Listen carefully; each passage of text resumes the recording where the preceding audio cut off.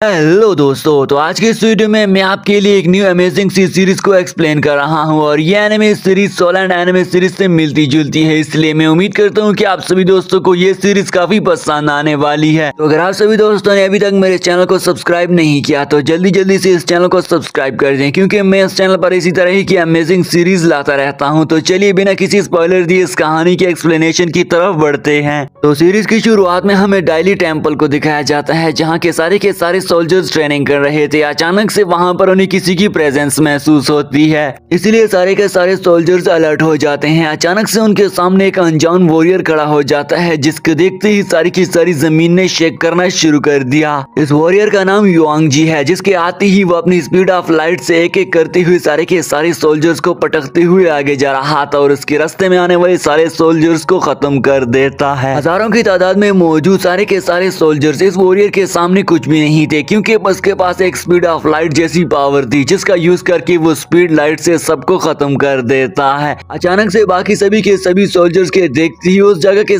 सारे गेट बंद होने लग जाते हैं, ताकि इसे अंदर जाने से रोका जा सके। और भी बहुत सारे सोल्जर इस वॉरियर को रोकने के लिए आगे आते हैं। युआंग जी जैसे ही सामने की तरफ देखता है तो उसे मालूम हो जाता है कि डेली टेम्पल के गेट्स मुझसे बंद होने लग गए हैं, इसलिए वो जंप करते हुए ऊपर भागना शुरू कर देता है और एक जोरदार जंप लगाकर उसके अंदर मौजूद दरवाजों को तोड़कर उस जगह के अंदर एंटर हो ही जाता है, जिसे देखकर सारे के सारे वॉरियर हैरान रह गए थे, आखिर ये कैसे पहुंच गया है। युआंग जी डेली टेम्पल के बीच में खड़ा होकर आगे जा रहा था। सामने वो देखता है कि उसके सामने तो अब और भी बड़े बड़े से वॉरियर आ चुके हैं, लेकिन वो उनको ना रोकते हुए एक एक करके उन्हें भी खत्म करने लग गया था। युआंग जी उन सारे के सारे सोल्जर के सामने इतना पावरफुल इसलिए था क्योंकि एक ही टाइम पर वो 3 टेक्निक यूज कर रहा था, जिनमें से एक टेक्निक स्वॉर्ड टेक्निक थी, दूसरा स्पीड ऑफ लाइट टेक्निक और साथ ही साथ में वो एस्केप टेक्निक भी यूज कर रहा था। अचानक से युआंग जी के सामने देखने पर उस पर एक स्पेयर टकराने ही वाली थी, लेकिन वो उससे खुद को मुश्किल से बचा लेता है और वो देखता है कि वो उस डेली टेम्पल का छोटा पुलिस ऑफिसर था, जिसे जंप करके वो दूर फेंक देता है। युआंग जी अभी अपनी जगह पर खड़ा ही हुआ था कि अचानक से पीछे ने किसी इस पर हमला कर दिया था। जैसे ही वो पीछे मुड़कर देखता है तो वो अपने सामने अरेंजी नाम के प्रिंस को देखता है, जो कि डेली टेम्पल का एक प्रिंस था। प्रिंस डीराइन जी उसे कहता है कि युआंग जी, क्या आप जानते हो कि डेली टेम्पल एक स्टेप और भी यहाँ से आगे है, इसलिए आपको एक और स्टेप लेना होगा। ये सुनकर तो युआंग जी और भी ज्यादा गुस्सा हो चुका था और आगे की तरफ बढ़ते हुए डीराइन जी पर हमला करने लग गया था। साथ ही साथ में प्रिंस डीराइन जी भी अपने आप को डिफेंड करने के लिए और अपने इस टेम्पल को बचाने के लिए अपनी जान कुर्बान करते हुए लड़ने लग गया था। दोनों के बीच में एक जबरदस्त सी फाइट शुरू हो जाती है, जिसमें डीरोंग जी अपने पास मौजूद फीदर्स का यूज कर रहा था। साथ ही साथ में युआंग जी भी अपनी तलवार और स्पीड ऑफ लाइट स्पीड का यूज कर रहा था। युआंग जी बार बार डीरोंग जी पर हमले किए जा रहा था, लेकिन डीरोंग जी पर इन हमलों का कुछ ही असर नहीं हो रहा था। साथ ही साथ में डीरोंग जी भी अपने पास मौजूद अपनी टेक्निक का यूज करके युआंग जी को परेशान कर रहा था। युआंग जी भी अपनी तलवार का यूज करते हुए उसके सारों के सारे हमले को डॉज कर रहा था। अचानक से वहां पर एक और प्रिंस की एंट्री होती हुई अपनी वेपन से युआंग जी पर हमला कर देती है, लेकिन युआंग जी खुद को बचा लेता है। उस प्रिंसेस के आते ही पीछे से डेली टेम्पल से आवाज आ जाती है कि कौन आ रहा है, जिस पर वो से बताती है कि एक अनजान वॉरियर है, जिसके पास स्वॉर्ड की पावर है। वो प्रिंसेस युआंग जी के इन सारे के सारे मूव्स और अटैक को देखकर काफी ज्यादा मजहोश हो गई थी, इसलिए वो आवाज लगाते हुए अपनी पीछे से आने वाली आवाज को बताता है कि युआंग जी ने हम पर हमला कर दिया है। वो देख रही है कि युआंग जी अपने रास्ते में आने वाले सारे के सारे वॉरियर्स को एक एक करते हुए स्लोमो में खत्म कर रहा था और वो ये देखकर काफी ज्यादा इम्प्रेस भी हो चुकी थी। अगली सीन में हमें डेली टेम्पल का मंजर दिखाया जाता है, जहां पर हम युआंग जी को देखते हैं, जो कि बोट में उसी ही जगह की तरफ जा रहा था और उससे एक शानो शौकत के साथ लेकर जाया जा रहा था, क्योंकि युआंग जी ने अपने रास्ते में आने वाले सारे के सारे रुकावटों और सोल्जर्स को खत्म कर दिया था, इसलिए उसे अब डेली टेम्पल में एंटर होने की इजाजत मिल चुकी थी और उसे एक शानो शौकत से लेकर जाकर वहां पर एंटर कर दिया जाता है। अगली सीन में हमें डेली टेम्पल का मंजर दिखाया जाता है, जहां पर हम 10 दिन पहले देखते हैं कि सब कुछ बिल्कुल अच्छे से चल रहा था और वहां पर मौजूद लोग सब कुछ को अच्छे से एंजॉय कर रहे थे। यहाँ पर हमें इस बात का पता चलता है कि डेली टेम्पल में मौजूद सारे के सारे लोग खुशी खुशी से अपनी जिंदगी जी रहे थे और वहाँ पर मौजूद सारे लोग अपनी जिंदगियों को एंजॉय कर रहे थे। तभी वहाँ पर ट्याफू टेम्पल के एक लॉर्ड ऑफ फूजी को भी दिखाया जाता है, जिसने वहाँ पर मौजूद सारे के सारे लोगों को एक प्रोग्राम में इकट्ठा होने का बुलाया था। तभी वहाँ पर हम एक एल्डर मास्टर को बैठा हुआ देखते हैं, जो अपने सामने बैठे हुए सारे के सारे लोगों को कुछ बातें बता रहा था, जो कि बहुत ही ज्यादा सीक्रेट बातें थी। तभी वहाँ पर वो एल्डर मास्टर जैसे जैसे ही वो लॉर्ड ऑफ फूजी को देख लेता है जो कि कुछ पैगाम लेकर आया हुआ था, तो वो उससे कहता है कि लॉर्ड ऑफ फूजी, मुझे तो ये लगता है कि तुम युआंग जी को देखने के लिए काफी ज्यादा बेजार खड़े हुए हो।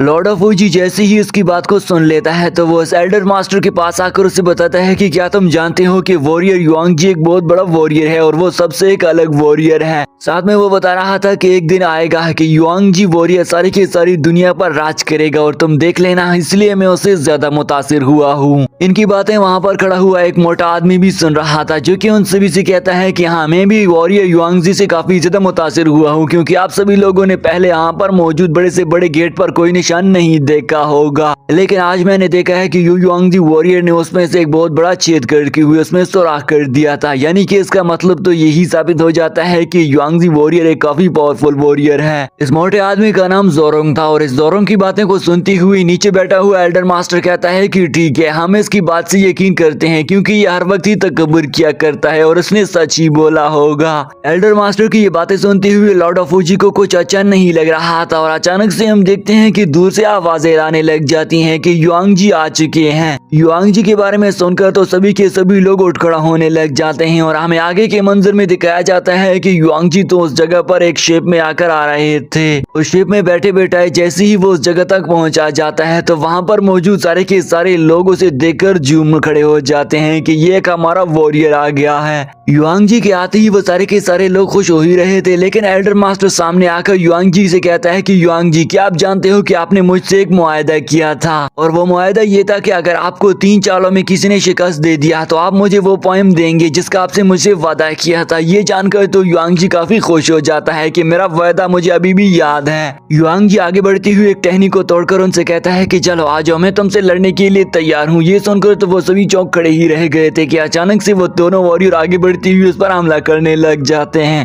साथ ही साथ में उनका मास्टर भी आगे बढ़ती हुई उसे बोल रहा था कि मैं भी अभी जवान हूँ और मैं भी तुम्हें हार दूंगा। इसलिए वो तीनों मिलती हुई युआंग जी पर हमला करना शुरू कर देते हैं, लेकिन युआंग जी बड़ी इजीली उन सभी को डॉज करते जा रहा था क्योंकि युआंग जी एक नौजवान वॉरियर है और वो दोनों अब बूढ़े हो चुके थे, इसलिए युआंग जी के लिए उन्हें हराना कोई मुश्किल काम नहीं था। इसलिए युआंग जी उन तीनों के साथ मजाक मजाक में ही लड़े जा रहा था और फाइनली वो गुस्सा होकर उन तीनों पर एक अपना जोरदार अटैक कर देता है और जोक सुनाते हुए उन्हें हरा देता है। और उन तीनों को हराने की निशानी ये थी कि युआंग जी के पास मौजूद उस ब्रांच के ऊपर कुछ पत्ते थे, इसलिए जैसे ही उसने उस ब्रांच को तोड़कर उनसे फाइट करना शुरू कर दी थी तो वो पत्ते उनकी माथों पर चिमट जाते हैं, जिसका मतलब था कि उन्होंने उन्हें को हरा दिया। उन्हें हराते हुए तो बाकी सभी के सभी लोगों ने युआंग जी की तारीफें शुरू कर देते हुए बोल रहे थे कि युआंग जी हम में से सबसे ग्रेट और एक बहादुर वॉरियर है और उन्होंने इसे भी हरा दिया। युआंग जी को विन होता हुआ देखकर बाकी लोग उस पर तालियां बजाने लग जाते हैं। साथ ही साथ में युआंग जी उन्हें बोल रहा था कि मैंने सुन रखा है कि यहाँ पर कुछ कीमती ट्रेजर मौजूद है जो कि बहुत ही ज्यादा रेयर है। लॉर्ड ऑफ फूजी आगे बढ़ती हुई युआंग जी से कहता है कि युआंग जी, मैं आपको देखकर काफी ज्यादा खुश और इम्प्रेस हो गया हूँ। मैं आपके लिए कुछ वाइन लेकर आ गया हूँ जो कि उसके सामने पड़ा हुआ था। लॉर्ड ऑफ फूजी उसे खुशी खुशी से कहता है कि युआंग जी, मैं ऐसे आपकी नजर पेश करना चाहता हूँ। जैसे ही वो उसका इस्तेमाल करके उसे पीने लग जाता है तो वो उसे कहता है कि इसका जायका तो बड़ा जबरदस्त है। युआंग जी वाइन के मजे ले रहा था, साथ ही साथ में वो काफी खुश भी था कि तभी वहाँ पर सामने की तरफ देखता है कि उसके सामने एक दस्तावेज मौजूद थी, इसलिए वो उसे अच्छे से देखने लग जाता है। ज़ियाओरोंग डायनेस्टी से आने वाले उस दस्तावेज को देखकर आगे वो जाते हुए एक बहुत ही अच्छी सी स्वॉर्ड को देख लेता है जो कि इलेक्ट्रिसिटी डिपार्टमेंट से तैयार करके आई हुई थी। साथ ही साथ में लॉर्ड ऑफ फूजी भी सारी की सारी चीजों के रिलेटेड उसे बता रहा था कि ये चीजें कहाँ से आई हुई है। जैसे ही युआंग जी ने उस तलवार को देख लिया था तो उसे वो काफी ज्यादा खूबसूरत दिख जाती है क्योंकि इस तलवार के ऊपर काफी ज्यादा अच्छे तरीके से कोटिंग की गई थी। लेकिन लॉर्ड ऑफ फूजी उसे बताता है कि युआंग जी, क्या आपको ये पसंद आ गई है तो इसे आपको पसंद नहीं करना चाहिए क्योंकि ये एक्सटीरियर से अच्छी दिख रही है, लेकिन इसका इंटीरियर इतना ज्यादा पावरफुल और मजबूत नहीं है, इसलिए ये तुम्हारे लिए अच्छी नहीं है। साथ ही साथ में वो इसके एक और खामी को बताता है कि ये ज्यादा शार्प भी नहीं है, इसलिए ये तुम्हारे काम की भी नहीं है। क्योंकि दोस्तों युआंग जी एक पावरफुल वॉरियर है और वो तेजधारी तलवार के साथ साथ एक खूबसूरत तलवार को भी पसंद करता है जिसका एक्सटीरियर और इंटीरियर मजबूत हो, इसलिए वो उसे रिजेक्ट करती हुई नाराज होकर चला जाता है। अब ये सब कुछ देखकर पास में खड़ी हुई लड़की लॉर्ड ऑफ फूजी पर गुस्सा होकर उसे कहती है कि एरोगेंट, तुमने ये क्या कर दिया, तुमने युआंग जी को नाराज कर दिया, तो तुमसे बुरा तो कोई नहीं है। युआंग जी आगे आकर काफी निराश दिख रहा था और वो पानी में अपने आप को देखकर बोल रहा था कि मैंने अपने home town broken moon city को छोड़ दिया है। यानी कि युआंग जी ने अपने आबाई शहर को छोड़ दिया है और वो कहता है कि मैं चंगान जाना चाहता हूँ क्योंकि मैं एक बहुत ही बड़ी खूबसूरती की तलाश में हूँ और ये खूबसूरती ये है कि मैं अपने लिए एक खूबसूरत सी स्वाद ढूंढना चाहता हूँ और अपनी जिंदगी को एक्सप्लोर करके आजाद रहना चाहता हूँ। साथ ही साथ में वो ये बोलता है कि स्वॉर्ड के साथ साथ मैं एक वंडरफुल पोएम भी लिखना चाहूंगा।